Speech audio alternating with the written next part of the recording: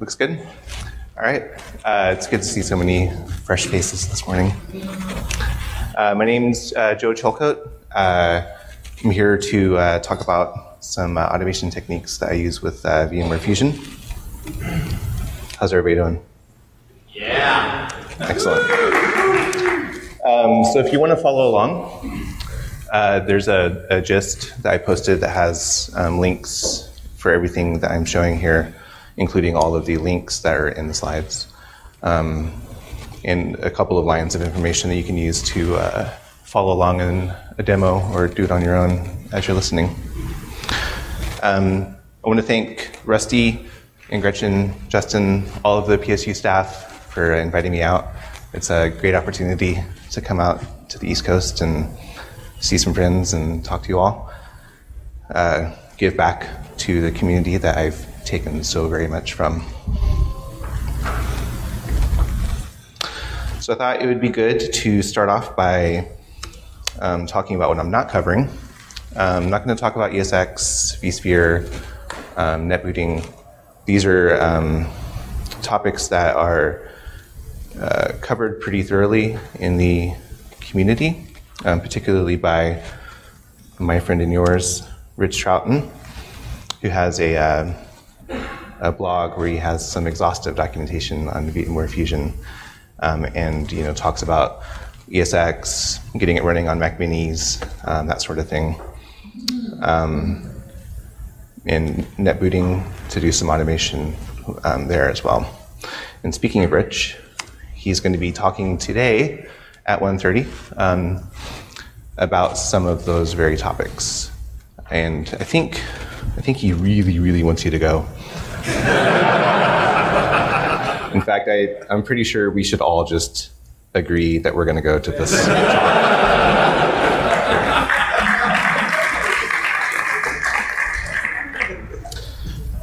There was a session yesterday by Jan.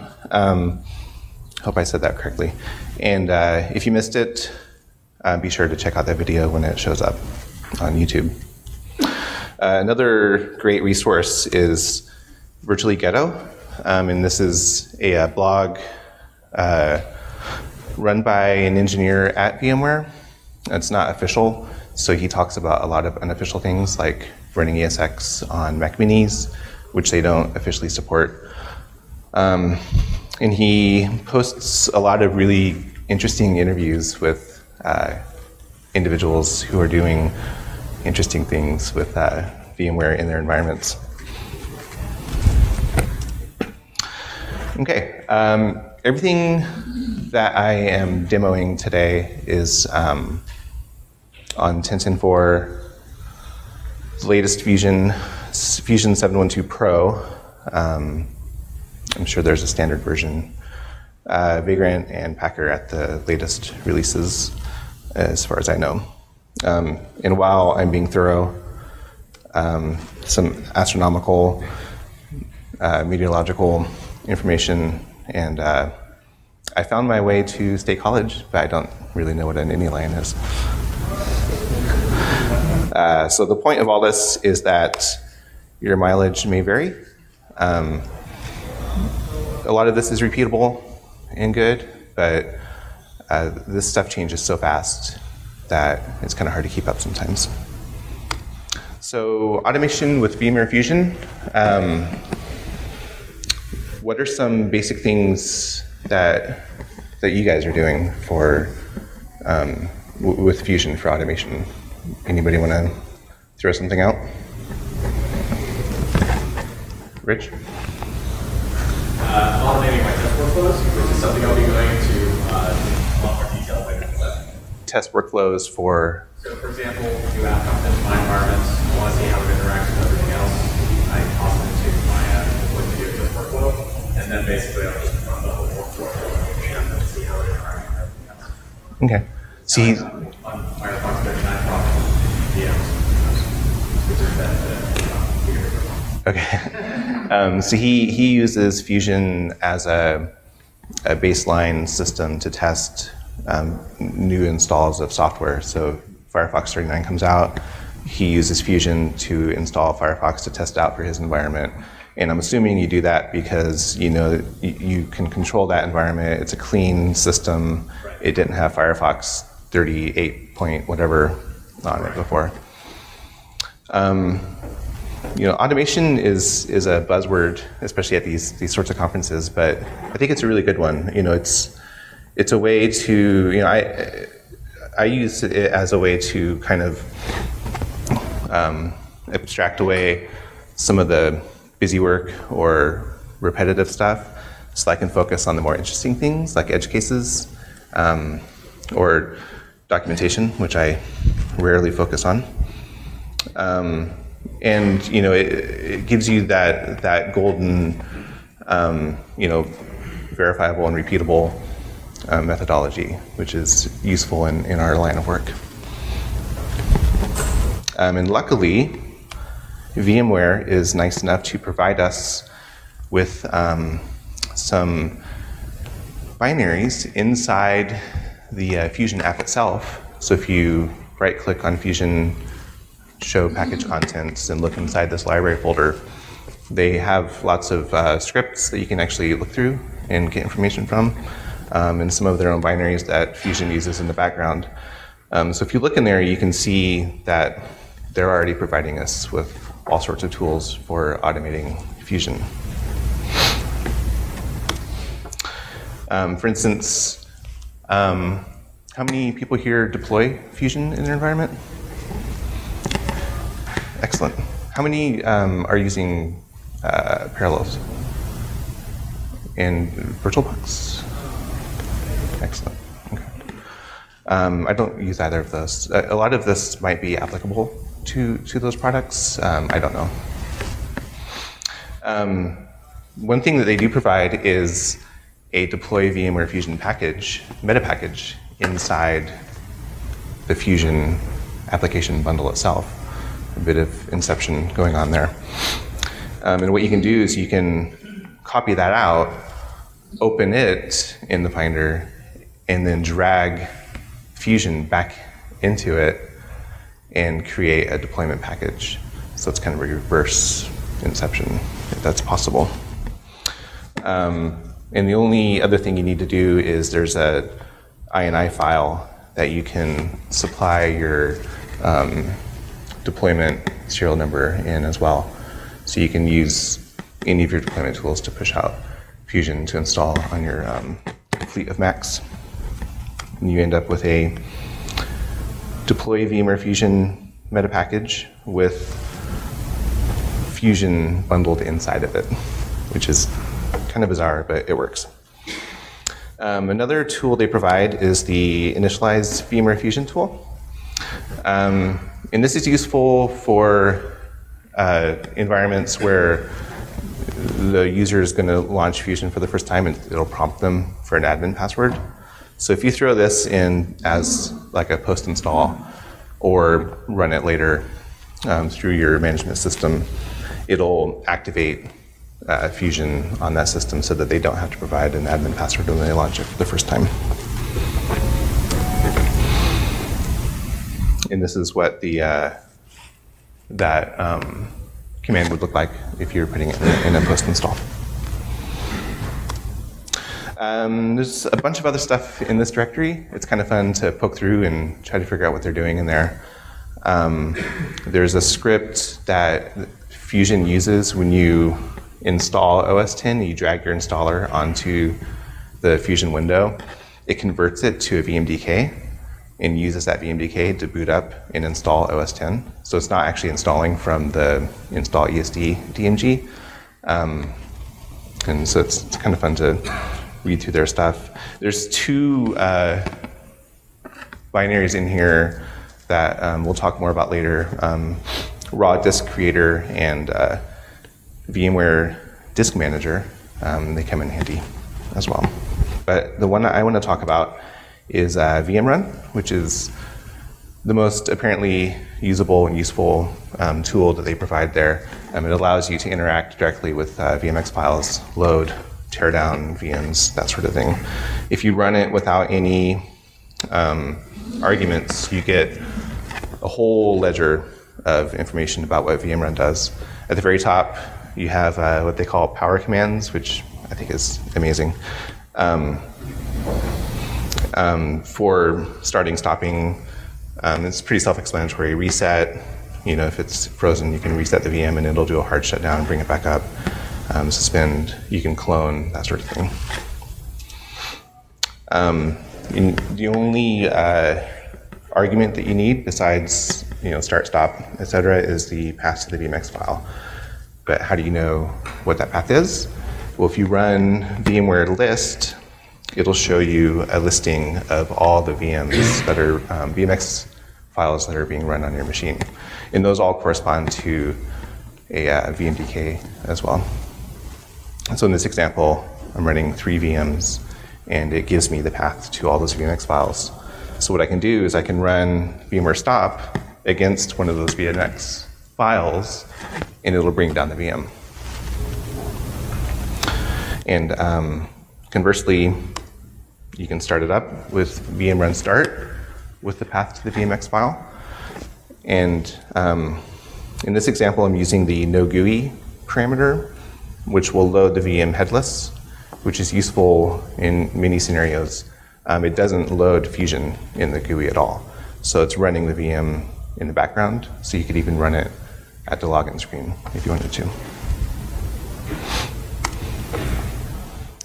VMrun list, the VMX file is loaded, but if I was at the login screen, I'd still be able to interact with that VM remotely, even though it wasn't running in the GUI.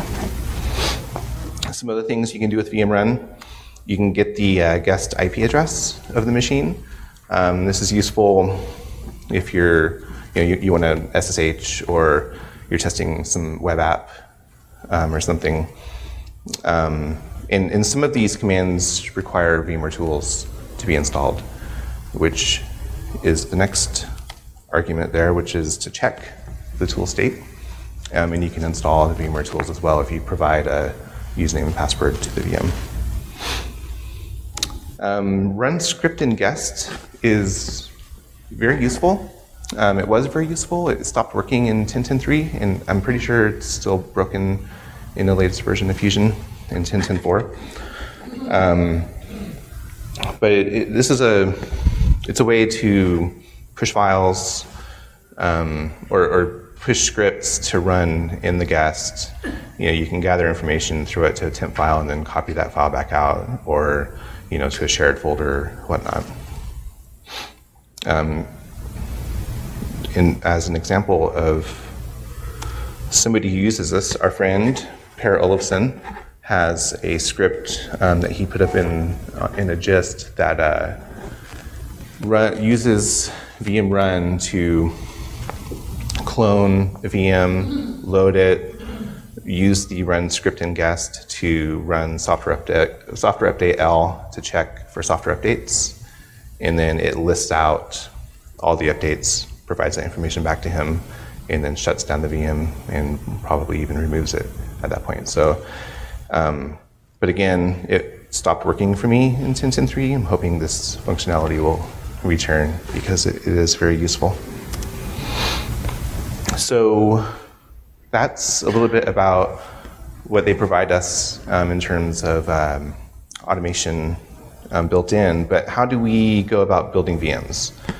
Well, there's VMware's official instructions on how to use Apple's installer app, which again, you can just drag your installer app onto the VMware Fusion window and then go through their own wizard, and it converts it and installs OS 10.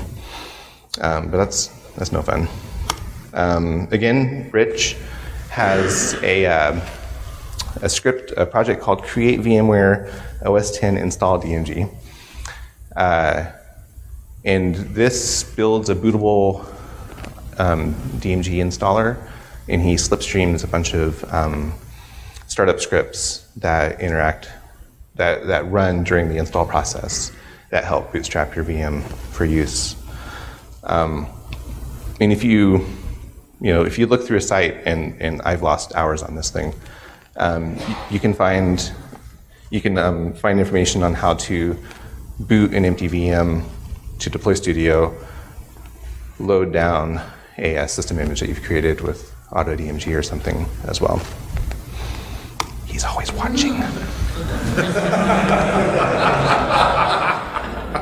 That guy's, he's everywhere. But we're all plucky MacAdmins, right? So we want to use our tools to build these system images. And the best tool out there is, again, from Pear, is AutoDMG. And I'm sure how many people have not used AutoDMG at this point?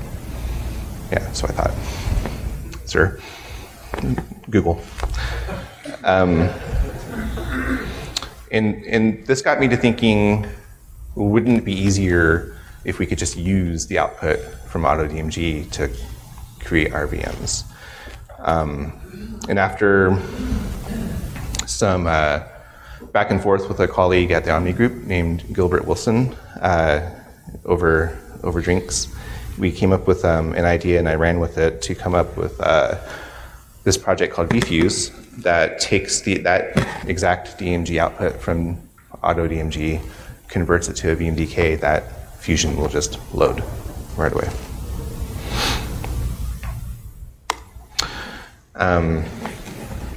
This was is still part of my years-long quest to move from horrible to terrible to moderately asinine at Python. And it was born out of a need to do rapid system testing at a previous job of mine. So, we didn't have time to wait for VMs to build. So we needed to be able to pull a DMG down, load a VM, do some testing, kill it, that sort of thing. The options are fairly simple. The only required option is the input, because you want to give it a DMG to convert. But you can alternately tell it, what output directory you want to use, the name of the VM. You can change the RAM, the disk type if you're building a VM for ESX, that sort of thing. In this example, I'm passing the DMG, which is created with a tool like AutoDMG, saving it as test OS10 VM. And this process on a SSD Mac takes roughly a minute or two. It's really quick. And when you're done, it gives you the output directory, the VMware VM bundle, and then you can just invoke that in the Finder, or load it with vmrun start, since we're all using that now, and it'll just come right up in Fusion. So earlier I mentioned these two tools that VMware provides, Raw Disk Creator and vdisk Manager. These are basically doing all the heavy lifting in this script. Everything else is window dressing, changing directories, and all that sort of thing. So if you look through the code, you can see what the exact commands are that it's running. So you can take that information, wrap it into your own scripts, run it manually, that sort of thing. Essentially what it's doing is it's mounting the DMG, creating a disk link to that DMG, or to that mount point, and then building the VMDK off of that. So when you open it up, you have a fresh, never booted system that you can do your testing on. Another thing I added in is templates. They're JSON templates, and you can, this makes it easier to repeat and automate. You can throw in defaults for the RAM, the disk type. You can change the networking from bridged or from NAT to bridged, and that sort of thing. And another interesting thing that I didn't even think about when I was doing this is if you give it a URL, it'll mount that disk image over the network and do the conversion without even downloading it, which is pretty slick. But you can alternately switch the little cache bit to true, and then it will download the VM into a local directory. And the next time you run against this template, it won't go look for it again. It'll just use what you have local. vmrun clone is analogous to in the GUI when you load a linked clone. So what you can do here is you can use the tool to create your VM, and it's a never booted VM because you're building it with your AutoDMG system. And then you can script up a vmrun clone automation that creates a linked clone, loads it, tests Firefox 39, for instance, kills that clone, and then just does another clone. So there's steps of automation that you can go down here to make it even faster for yourself. In this example, I cloned it into a directory called cloned, easily enough, and then you can load that with vmrun start. And I'm showing these examples in the command line because it's very useful to have a machine or a bank of machines that you can do testing on that you may not have physical access to. So you can be SSH into machine and do all of your testing with VMware Fusion without even having to log into the GUI of that machine. And then when you're done, you have a fresh, never booted VM created. But what else can we do with running this as a service? One thing that we came up with was a little monitoring service that I called vserve that will monitor those VMX files and ensure that the VM is running. So if it crashes or if a user shuts it down, the machine reboots, that sort of thing, the monitoring service will say, hey, that VMX file is not running, and bring it up for you. And the idea here was to provide engineers with a way to remotely create VMs for their own testing. And then they wouldn't have access to the hardware. They would only get the access to the VM itself. And if it crashed, they wouldn't have to call the service desk and say, hey, on Mac Mini number 59, I need you to go over there and restart a VM. That this would just bring it back up. And when you are interacting remotely with a VM, while it is useful to log in the command line and use all of these tools, sometimes you do obviously need to log into the GUI. And VMware gives us a very insecure VNC access to the VM. So if you go to the custom settings of your VM into advanced, you can turn on VNC, give it a password. It only uses the first 8 characters of the password, and give it a port if you're already using the machine for ARD or something. And your user can remote into use the host IP with this port, and it'll forward their VNC connection to your VM. So they're still not connecting to the host. They're only connecting to the VM. And with that, I'm going to show a little demo.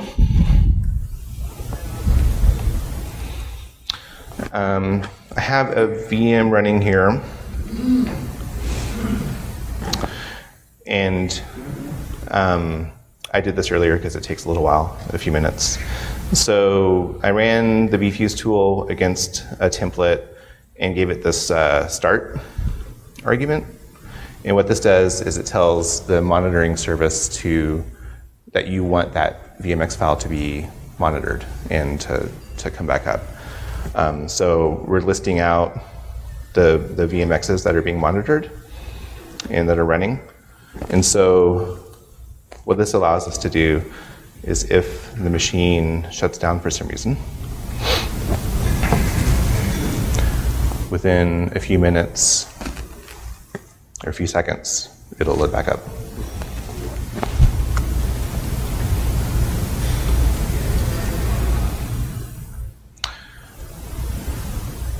Which I think is very cool. And it gives you the PID and also dynamically generated job ID. So if you take this job ID, you can use the vfuse tool to stop monitoring that job ID. Probably should wait for that to come up.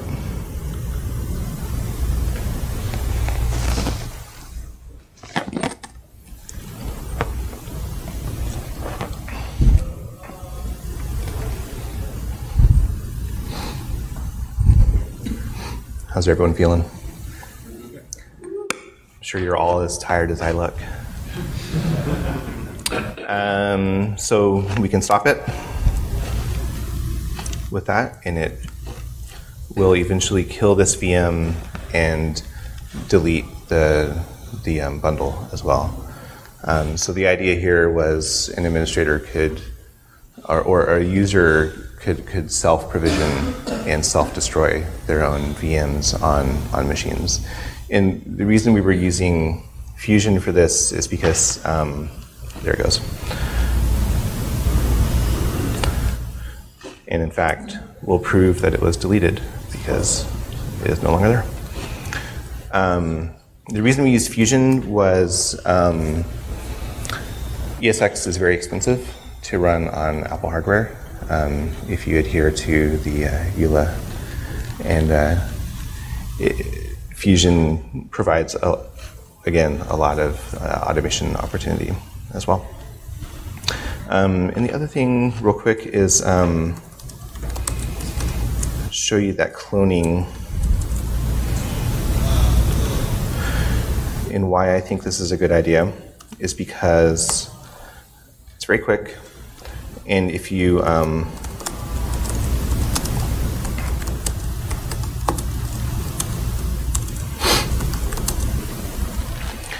bring that system up,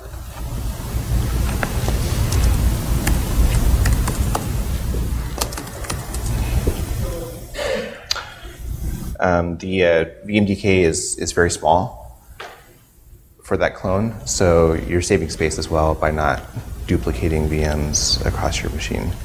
It's only going to use a couple hundred megs instead of several gigs. Go ahead and kill that.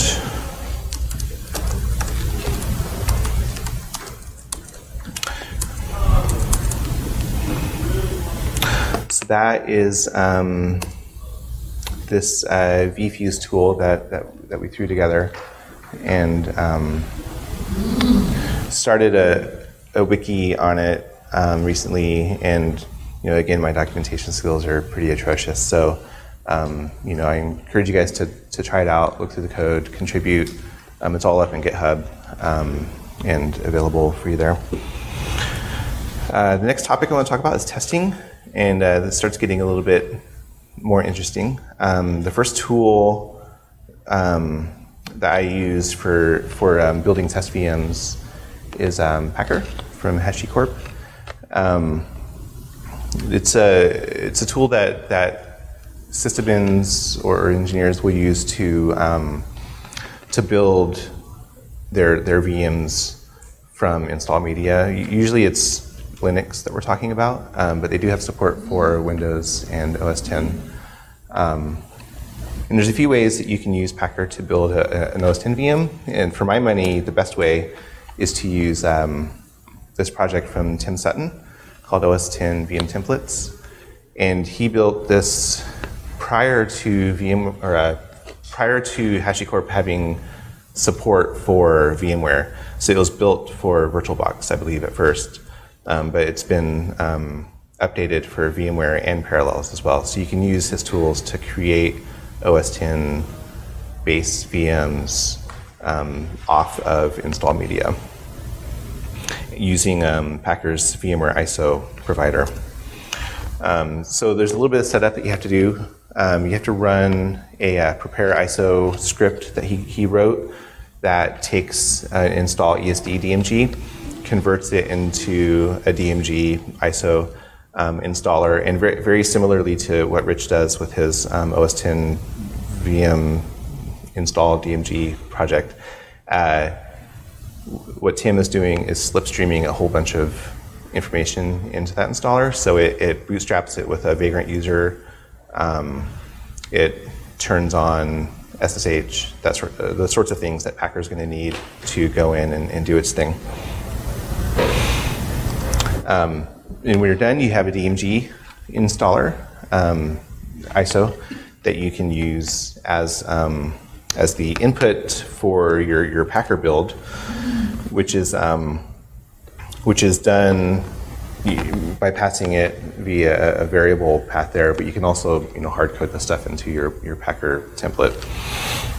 And what it'll do is it takes that ISO, and there's a checksum in there as well, so you can throw some security, and loads that ISO in the VM, which automatically runs the installer, which also slipstreams stuff like installing a user, turning on SSH.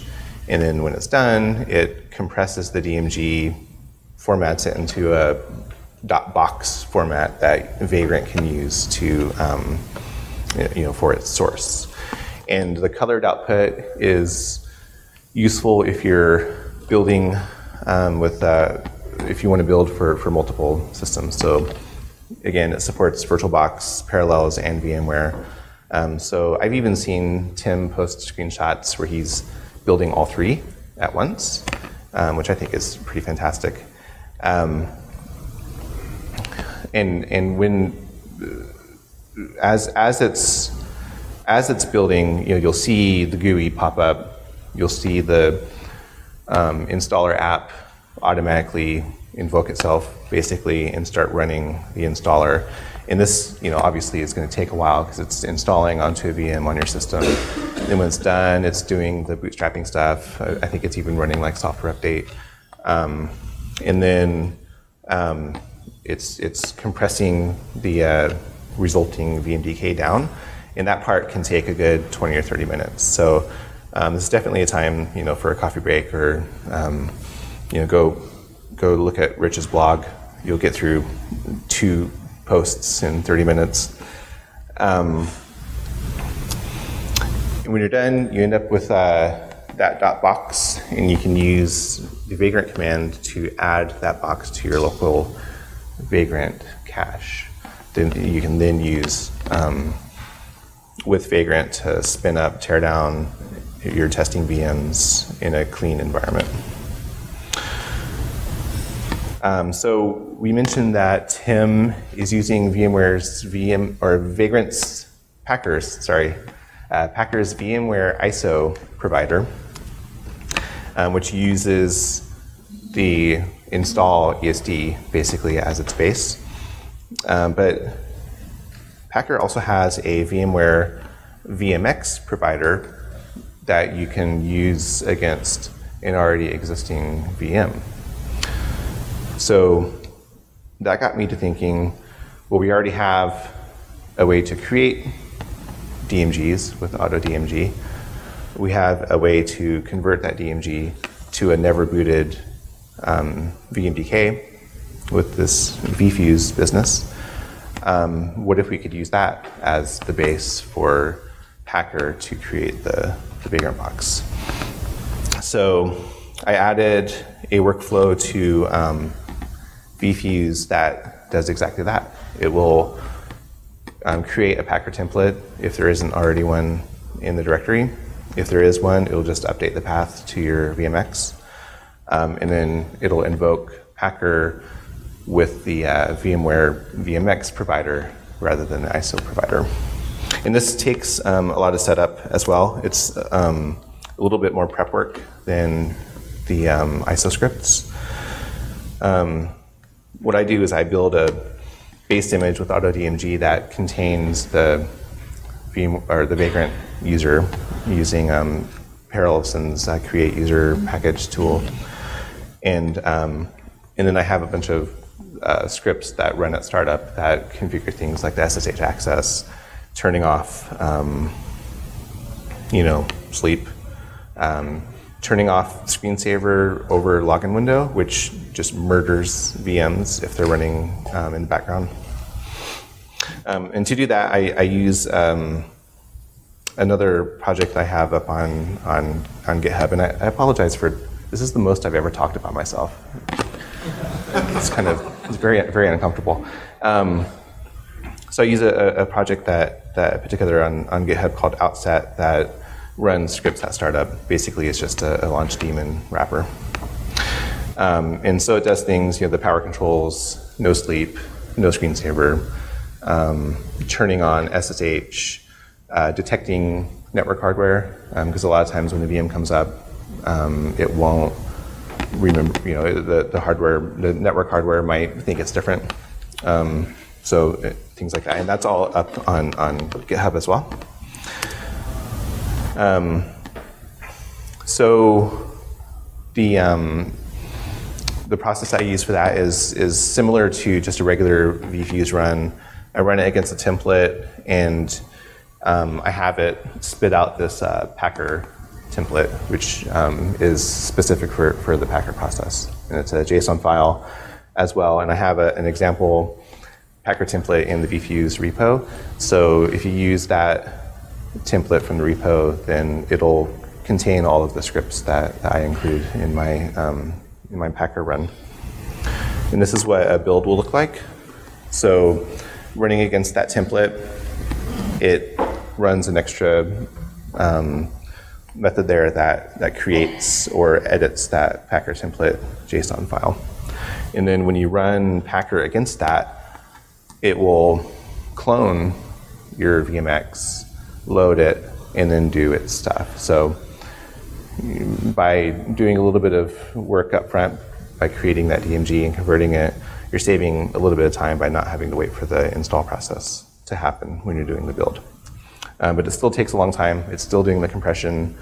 Read more of Rich's blog if you can.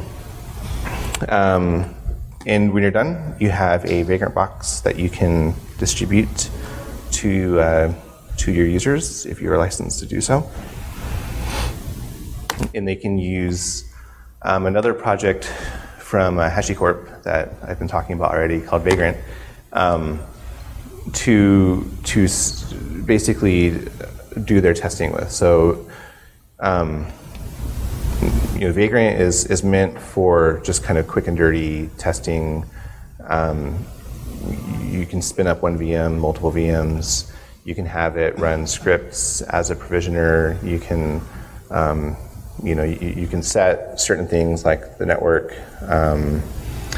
and the user password, everything that you want for your system to interact with that VM.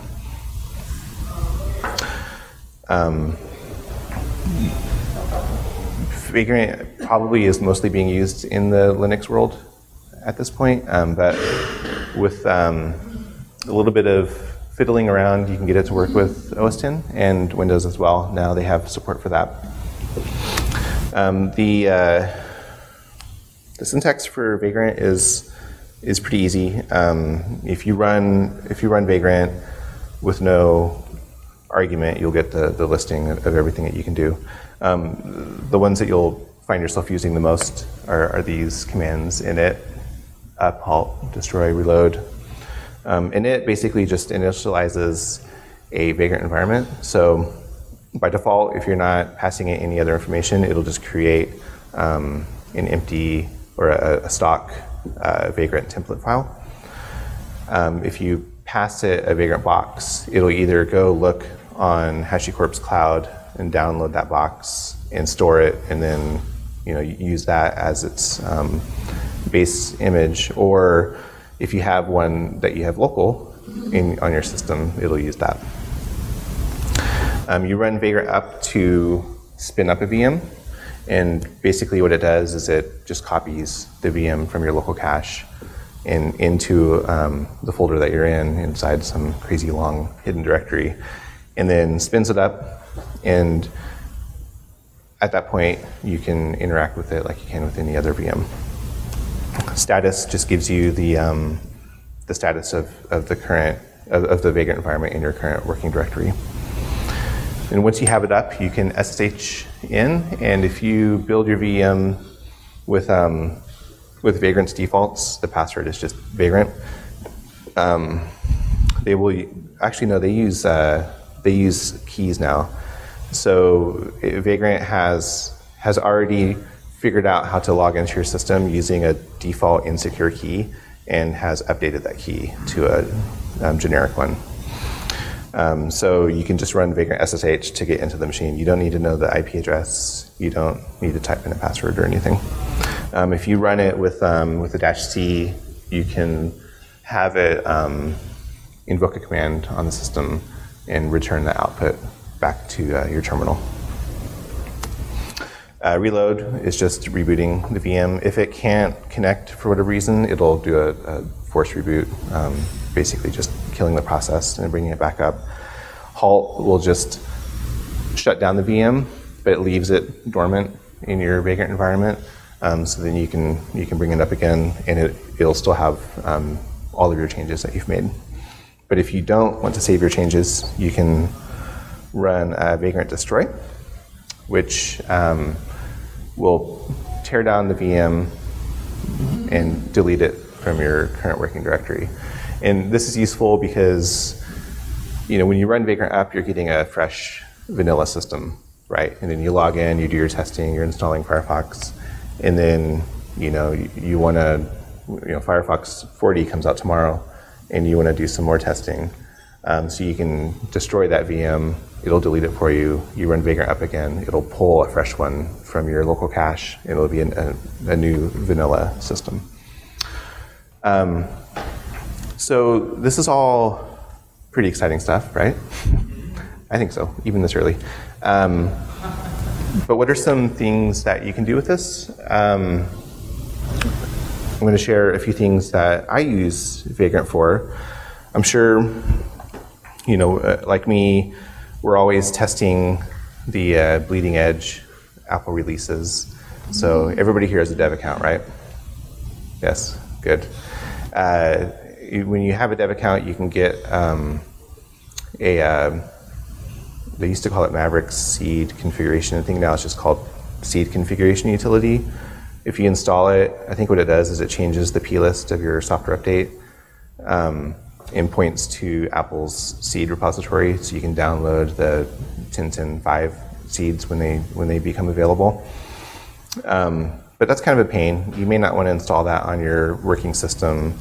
Maybe you're already using VMware for this, and you're loading a VM, you're logging in, you're downloading that configuration utility, you're installing it, you're running software update, but then it won't show anything because for whatever reason, Apple wants you to go to the App Store and hit update first now, and then you have to quit the App Store, then go back in and run software update, and it's kind of a pain. So I threw together a Vagrant file that does all of this for me. So all I have to do is provide it that seed configuration utility that you get from your dev account, which is not part of this repo, obviously. And it will spin up the VM, install that package, invoke software update, figure out what the seed name is and what the build is, download it, stick it in a shared folder, along with a text file that has a bit of information. And then, 10 minutes later, you have your seed package that you can roll into your test environment. The Vagrant file is the Vagrant file format is Ruby, and if you run Vagrant init with no arguments, you'll get a generic Vagrant file. And so you can poke through that and see what sorts of things are doing. There's lines for enabling GUI. So if you want the system to load in Fusion, you can turn that on, and when you run Vagrant, it'll load into the GUI. So in this Vagrant file, all I'm doing is I'm telling it which box to use, configuring a sync folder that connects Vagrant data on the VM guest with a folder called data in the local directory. And then it's running a provisioner, file provisioner that's copying that seed configuration utility onto the guest that it then will use the shell provisioner to run a script that installs that file that you just copied to the VM. So what's good about this is you don't have to prep your VM with any of these installers or anything. The Vagrant does all this for you. This is the beginning of the little script that runs as a shell provider. So when the Vagrant VM spins up, it copies that installer over, and then the script does all the work of installing it, checking software update, downloading your seed update, and copying it over for you. And this is what it looks like in your terminal. You get all of standard out to your terminal. So if your scripts have output, you'll see that provided for you in your terminal session. Green obviously is good. If you see some red, it may not be so good. And so in this example, it's figured out what the seed name is and has started downloading that for us. And when it's done, you look inside your data folder, which was connected to that Vagrant data inside the guest, and you have your package that's ready for deployment. So we never even had to log into this VM. Now we can just run Vagrant destroy and remove that from our disk. Another thing that I use it for is to test this project, Imager, which is a kind of a new net booting tool that many people are using as kind of an alternative to Deploy Studio. It's kind of a pared down version of Deploy Studio, and I never needed the bells and whistles of Deploy Studio, and the idea of getting OS X out of the equation as far as server hardware goes made this a enticing project for me to work with. So I created a Vagrantfile that is using, it's actually spinning a Linux at this point, Ubuntu, and the box name, if it doesn't exist in your local Vagrant cache, it'll go up to Vagrant or HashiCorp's cloud instance and pull down that box for you. And I'm using a shell provisioner to run a startup script that does all of that, creates the Docker containers that load Imager, and it connects. It does the shared folder connection so that all of your NBI and everything is on your host system. You don't have to copy anything over to the VM to run this. So it'll spin up some containers that run, that take care of all the netboot and HTTP needs that you have. And then this is the startup script that I pilfered from Graham Gilbert, who wrote Imager, using Pipine's BSDPY netboot instance, which he talked about yesterday. Yeah, I see him there. How could I miss him? He's like 3 feet taller than everybody else. And then when it's done, you can then go into Fusion, create an empty VM. You choose OS X, Yosemite or whatever. Choose customize settings. Just make sure that the network adapter is set to auto detect, not NAT. It's bridged. And then when you load your VM, you won't get a picture of Graham. Although, that should probably be the desktop of Imager, now that I think about it. When you load your OS X VM, it will netboot from the Vagrant box that you just spun up. And this whole process takes maybe 3, 4, 5 minutes to complete. And this is useful for testing. None of us want to test in production, and how many of us really want to create a whole, separate environment network just for netboot testing? That's no fun. Plus, you can do this at home if you want. Another thing that you can use Vagrant for is to test, if you're looking at a project that the community is providing and you want to test it, but you don't necessarily want to run it on your own system, that's where Vagrant comes in handy. And there's a project coming out of Facebook that's kind of fascinating called OS Query. So I built a Vagrant file that will configure OS Query on a system for me, so then I can log in and poke around and try to figure out what's going on. The Vagrantfile, it's another simple one there. It is running a shell provider. In this case, it's doing an inline. So the shell script is in the Vagrantfile itself instead of calling a file externally. It's downloading the installer and then installing it. And then when you vagrant SSH into the system, in this example, sorry. So in this example, the VM was already running, but I wanted to provision it again because maybe there's an update to OS Query that I want to install on this system. So you can just run vagrant provision, and it'll run all of the provisioners that you have in your Vagrant file without reloading the VM itself. And you can vagrant SSH in and then play around with OS Query right there without having to do any installation on your own at all. I'm not sure what the usefulness of running on a vanilla system is. I guess maybe as a baseline for comparing it against live systems, but it's a fun tool to play with. Another use I have for it is testing my JSS policies in Casper, and that's my favorite picture of Jody Rogers. Yeah. He's so young.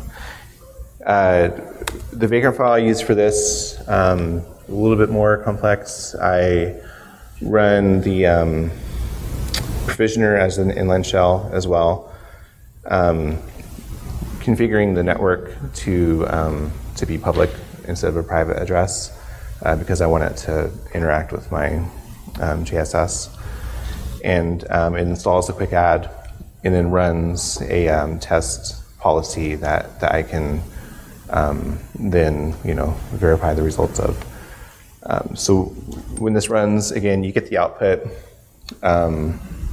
It'll install, trigger the policy, and run. And in this example, I'm going to go back a second. I do have it running the in the GUI, so you can see.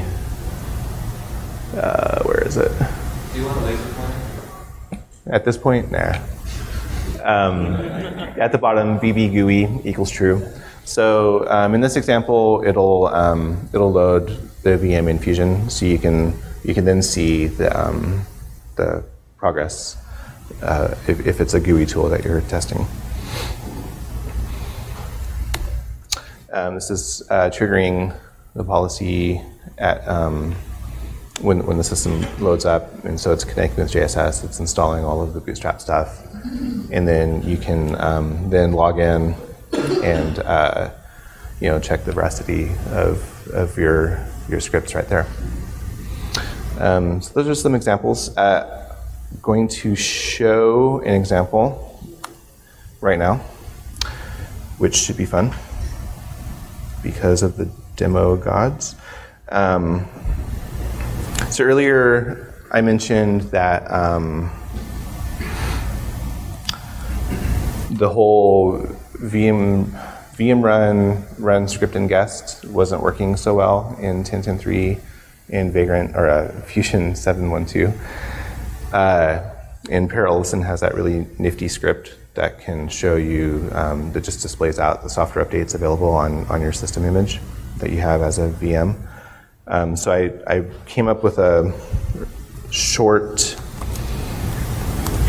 Vagrant file that does the same thing, and all it does is it's telling it which Vagrant box I'm using. So I'm using the 10.10.3 Vagrant box here, and then It's running a one-line inline shell provider.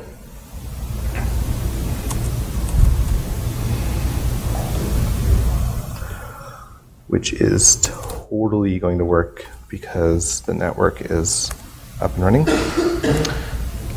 So the Vagrant box already exists in my local directory, so I'm not doing it's not cloning or it's not copying from cache, so it'll be a little bit quicker here. And I'm because I've already run this Vagrant box, I have to pass the provision command as well, so that it'll rerun that shell provisioner.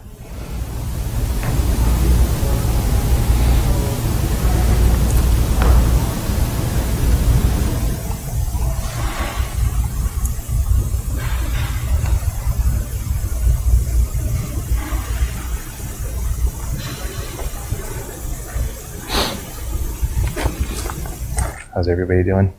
I'm gonna call my mom. You should.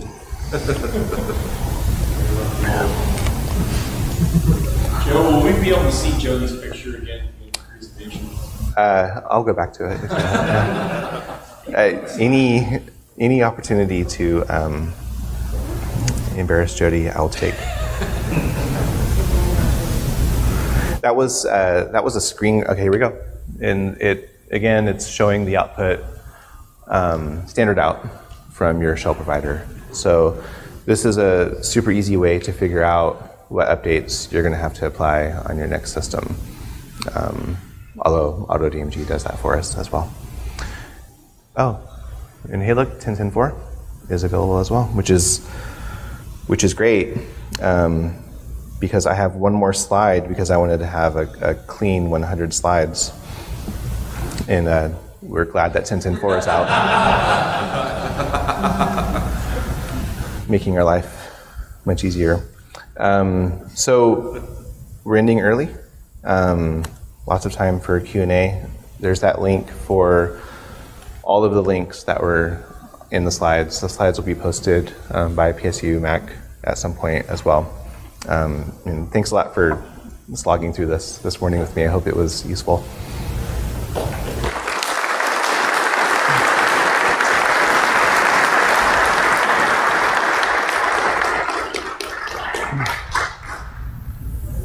And if you have any questions, there's a microphone here, so feel free to queue up. I know that you're all dying to ask Vagrant questions at this hour.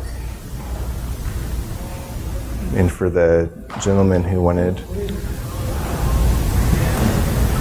to see Mr. Rogers.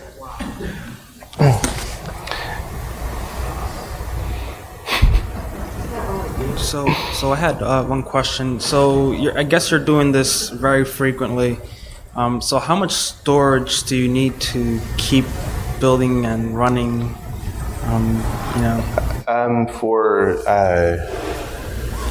Your base disk images. I store everything centrally. So you're doing this on another machine altogether with. Yeah, so you probably have somewhere where you're storing all of your AutoDMG output disk images. You could use that same repository to store.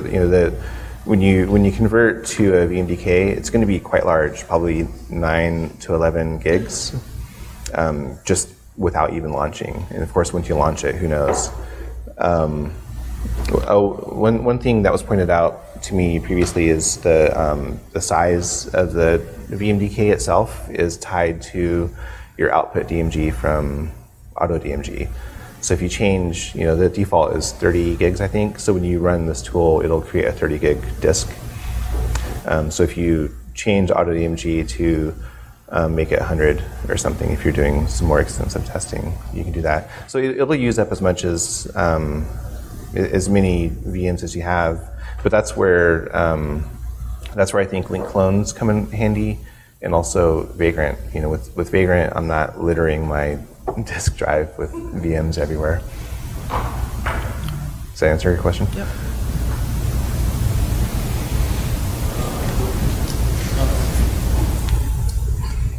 Hello.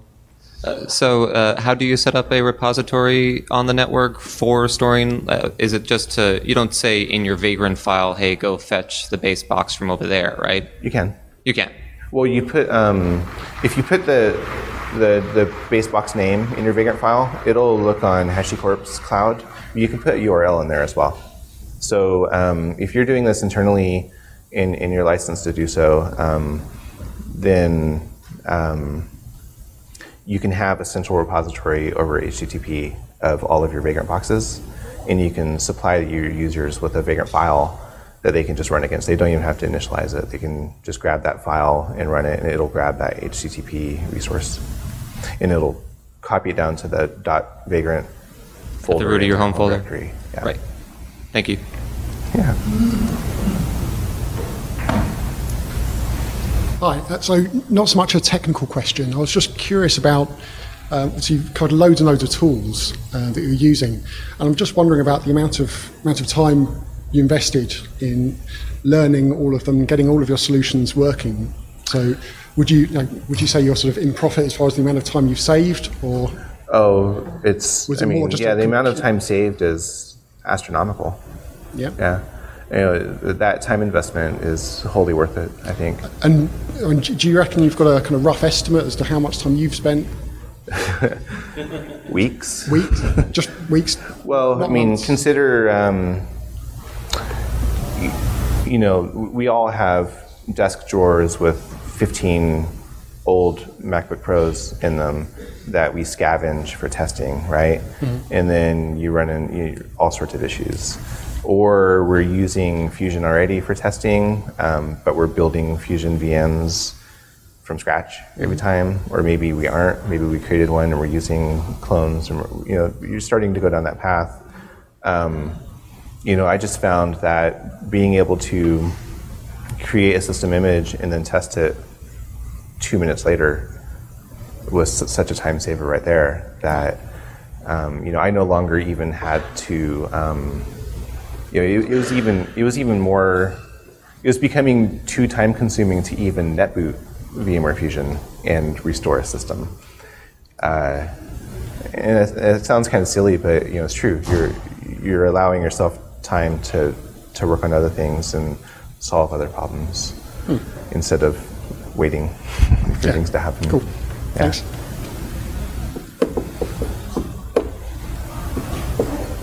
Is that software update-l Vagrantfile up on your repo somewhere? And if not, can you throw it up there? No, I don't think it is. This one here? No.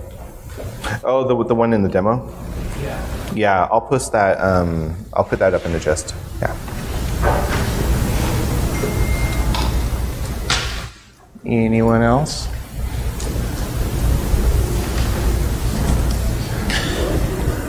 You see, I let somebody else talk. I said else. I said I'm not going to have a microphone later today. So you're using Docker with Imager. Are there any other things that you're incorporating with Docker? Using Docker for testing? Docker, no. Right now, I'm using it just for Imager. Yeah. BSD Pi and yeah, right. Using Docker for BSD Pi and the web component of cool. that. And did you call out in specific that the netboot that Imager would then need to test requires VMware Fusion Pro? Does it? I believe it has now been called out. Linkfather? The netboot functionality of VMware Fusion requires Pro, is that correct? No, it also works in regular VMware Fusion for linked flows and full flow. It's only that feature. I'm telling you, this guy. That's the sort of information you're going to get at his 1:30 talk. So I think we all, we're all being forced to go at this point. Yeah, he's always watching. Thank you. And I forgot to point out that everything I showed here is free open source except for obviously Fusion, which is a for-cost product. And HashiCorp, their Vagrant VMware provider is also a forecast plugin that they use to generate some revenue. So I forgot to call that out, but that's not free. That's like $70? Yeah. And it's so worth it. Not having, I don't want to say anything bad about Vagrant or a VirtualBox, but not having to deal with that is worth that $70 to me.